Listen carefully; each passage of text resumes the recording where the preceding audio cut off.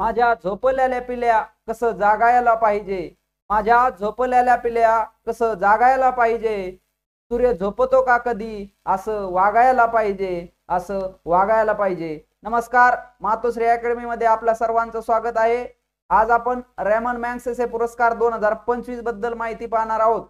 तत्पूर्वी आमच्या मातोश्री अकॅडमी या यूट्यूब चॅनलला नवीन असाल तर नक्की सबस्क्राइब करा, लाईक करा आणि शेअर करायला विसरू नका. रेमन मॅग्सेसे पुरस्कार 2025 हा दोन व्यक्ती आणि एका संस्थेला भेटला आहे. त्याबद्दल आपण या व्हिडिओच्या माध्यमातून माहिती पाहणार आहोत. रेमन मॅग्सेसे पुरस्कार 2025 या पुरस्काराबद्दल थोडक्यात माहिती पाहू. 67वा रेमन मॅग्सेसे पुरस्कार सोहळा 7 नोव्हेंबर 2025 रोजी मनिला येथे पार पडला.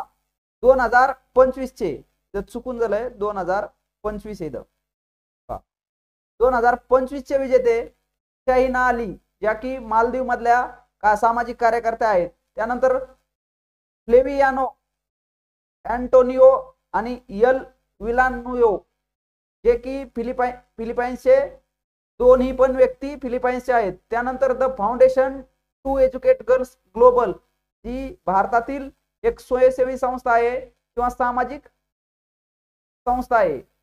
या तिघांना मिळून किंवा या 3 व्यक्तींना किंवा 2 व्यक्ती आणि एक सामाजिक संस्था, अशा प्रकारे हा 2025 चा रेमन मॅग्सेसे पुरस्कार या व्यक्तींना भेटलेला आहे. आपण या व्यक्तीबद्दल आणि त्यांच्या कार्याबद्दल थोडक्यात माहिती पाहू. The foundation to educate girls global, की भारतातील सोयी संस्था आहे, हिच्याबद्दल आपण माहिती पाहणार आहोत.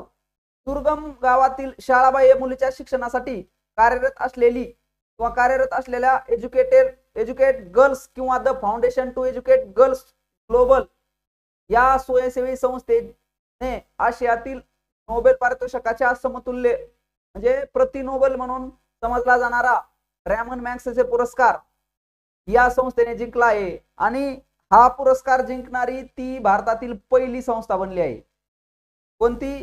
द एज्युकेट किंवा the foundation to educate girls Global ही भारतातील पहिली संस्था आहे जिने रेमन मॅग्सेसे पुरस्कार मिळवला आहे. त्यानंतर पहा, एज्युकेट गर्ल्स किंवा foundation to educate girls global म्हणून ही संस्था ओळखली जाते.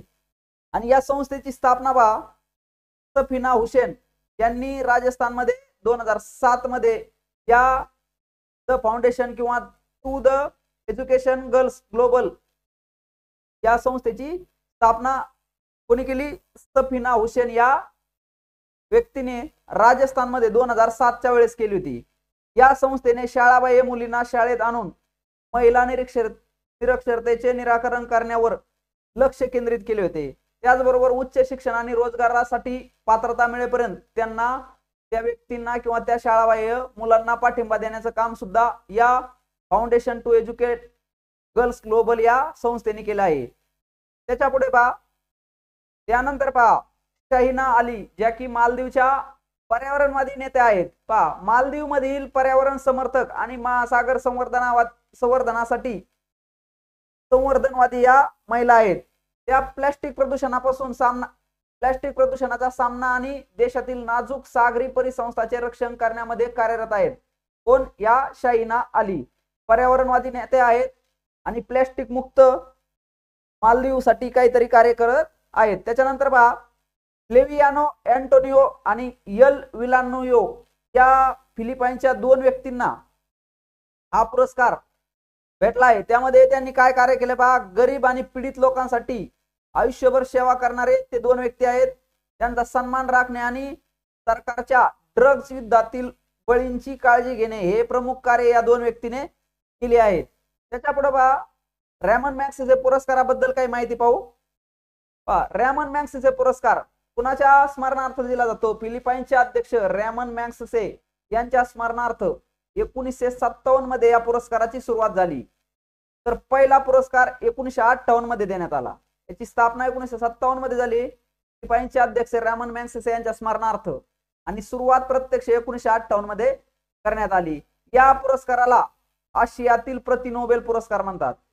जगातला सर्वात मोठा जो पुरस्कार आहे नोबेल पुरस्कार, या पुरस्कारावरून आशियातील प्रति नोबेल किंवा आशियातील नोबेल पुरस्कार म्हणून या रेमन मॅग्सेसे पुरस्काराला ओळखले जाते. या पुरस्काराची स्थापना न्यूयॉर्क शहरातील रॉकफेलर ब्रदर्स फंडाच्या विश्वस्तांनी फिलिपाईन्सच्या सरकारच्या संमतीने केली. त्याच्यानंतर हा पुरस्कार जटिल सामाजिक समस्यांना तोंड देऊन आशिया आणि जागतिक स्तरावर मानवी विकासात महत्वपूर्ण योगदान देणाऱ्या व्यक्तींना हा सन्मान देण्यात येतो किंवा हा पुरस्कार देण्यात येतो. रेमन मॅग्सेसे पुरस्कार फाउंडेशन तर्फे म्हणजे रेमन मॅग्सेसे हा पुरस्कार रेमन मॅग्सेसे फाउंडेशन तर्फे दरवर्षी पुरस्कार विजेत्यांना पदक काय काय दिलं जातं, पदक, प्रमाणपत्र आणि $50,000 पारितोषिक दिलं जातं. हे महत्वाचं आहे, $50,000 पारितोषिक दिलं जातं. त्याचबरोबर आणखी रेमन मॅग्सेसे पुरस्कार मिळवणारे भारतातील पहिले व्यक्ती हे आचार्य विनोबा भावे आहेत. कोण? आचार्य विनोबा भावे रेमन मॅग्सेसे पुरस्कार मिळवणारे भारतातील पहिले व्यक्ती आहेत. अशा प्रकारे आपण परीक्षेच्या दृष्टीने महत्वाचा असणारा रेमन मॅग्सेसे पुरस्कार 2025 या पुरस्काराबद्दल आपण माहिती पाहिली आहे. असेच नवनवीन व्हिडिओ पाहण्यासाठी आणि आमच्या सोबत जोडले जाण्यासाठी आमच्या मातोश्री अकॅडमी या YouTube चॅनलला नक्की सबस्क्राईब करा, लाईक करा आणि शेअर करा. धन्यवाद.